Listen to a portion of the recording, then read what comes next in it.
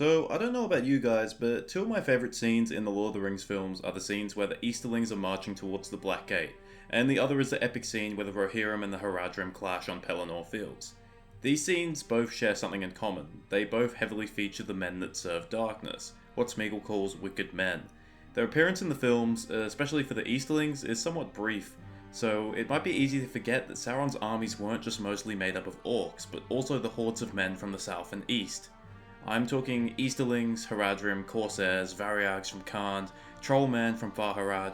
All of these men serve evil, and they're in massive numbers as well. For example, at the Pelennor Fields, the Haradrim alone outnumbered the Rohirrim by 3 to 1. That's 18,000 men if you're wondering. When you understand this, you realise that good men, the men of the West, the men who don't serve darkness, are actually in the minority. At the end of the Third Age, there's only 3 human kingdoms that serve the light. That is, the Kingdom of Gondor, the Kingdom of Rohan, and the Kingdom of Dale. If you were to stereotype the entire race of men based on how most of them behaved, you'd stereotype them as an evil race. So that begs the question, why do most men in Middle-earth serve evil? To answer this question, we have to go right back to the First Age, when men first awoke in the far east of Middle-earth. There's an interesting little short story hidden in the depths of Tolkien's writings called Athrabeth Finrod ar Andref, a chapter in Morgoth's Ring, Volume 10 of the History of Middle-earth. It's mostly a conversation between King Finrod Felagund of Nargothrond and a woman named Andref, and they talk about life and death and how it's different for both men and elves. In the story, Andref repeatedly mentions that the 3 houses of the Edain escaped darkness in the Far East, and eventually she tells Finrod a tale which is based on the earliest lore of their people. I'll summarise it for you because it goes a major way towards answering the original question. When men first awoke, they were basically children. They had no knowledge of anything whatsoever. At the start, they would occasionally hear the voice of Iluvatar, who would vaguely answer their questions, but not enough to truly help them or sate their thirst for knowledge. During this time, another being would show up, a fair being that called himself the Giver of Gifts, and if you're kind of familiar with Second Age lore, you can probably see where this is going.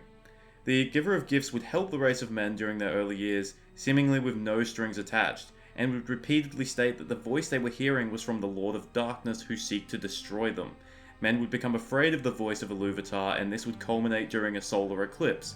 Men, having no idea what an eclipse was, were afraid, and the Giver of Gifts then demanded their worship, claiming that only he could save them from the darkness. They built a great temple for the Giver of Gifts, and it said that every single living man had bowed down there at some point. Shortly afterwards, the voice speaks one final time, announcing its punishment for men for having turned to darkness. Soon afterwards, the first deaths occur, and the land and its fair creatures turn against men. However, at this point, most men have willingly given themselves over to the Giver of Gifts, who, surprise surprise, was actually Morgoth in disguise. Some men see through this and attempt to flee, but many of them are captured for being non-believers. They are burned in the temple in sacrifice for Morgoth, which is kind of disturbing. Some of them do manage to escape into the west, and these men would eventually go on to become the Edain, who would become the ancestors of men like the Gondorians and the Rohirrim. But most of them remain in the east, willingly serve Morgoth, and these men would become the ancestors of men like the Easterlings and the Haradrim. Now, this story might not be entirely accurate, but it's based on the truth. Canonically, when men first awoke, Morgoth did go east and personally corrupted the race of men, and those that fled west were a repentant minority.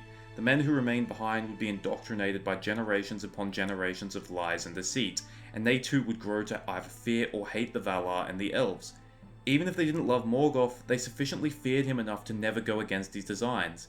And I'm not really sure if it's fair to blame men for this either, as they were effectively children without a parent, and Morgoth took advantage of that. If you put a small child up for adoption, and then it gets adopted by Hitler, could you then be surprised if the child turns out to be an awful person? Probably not. That's kind of what happened to men. The Valar and Iluvatar basically just left them on their own, put them up for adoption, and Morgoth adopted them. And surprise surprise, they turned evil. The extent of Morgoth's corruption came to light during the Nerneath Arnodiad in the First Age, the Battle of Unnumbered Tears, where Morgoth's victory would almost be complete over the Elves and the Edain. In this battle, most of the Easterlings who served the Sons of Feanor turned on the Noldor, switching sides mid-battle, and ultimately being a major reason for Morgoth's crushing victory.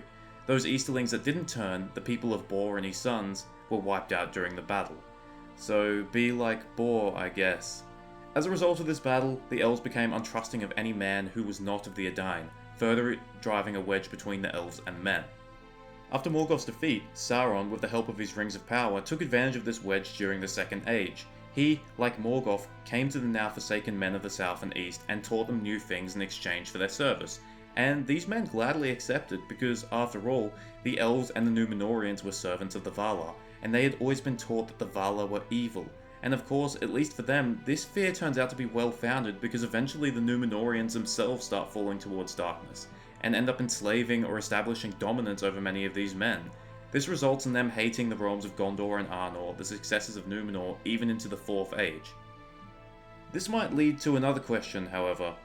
Morgoth and Sauron were clearly evil themselves. You can just look at them, you could look at their home bases and their fortresses, and you would just immediately go, well, these guys are bad. I can't really trust them. So how could they trick them into believing the Valar were evil instead? And it's a good question. It might have been this way at the start, but yes, both Dark Lords were eventually unable to conceal the fact that both of them were exceedingly evil. And this is where fear comes into it. If you don't worship Morgoth and Sauron out of love, you worship them out of fear. A good example of this is towards the end of the First Age.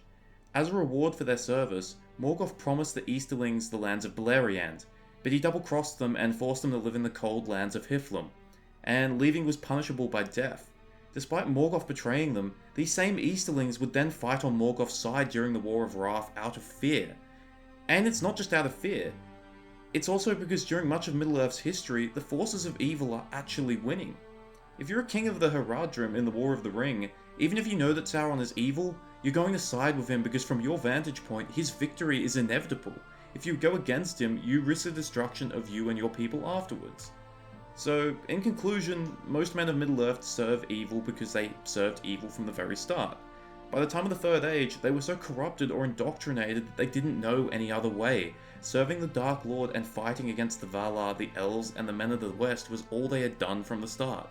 And this continued, generation after generation.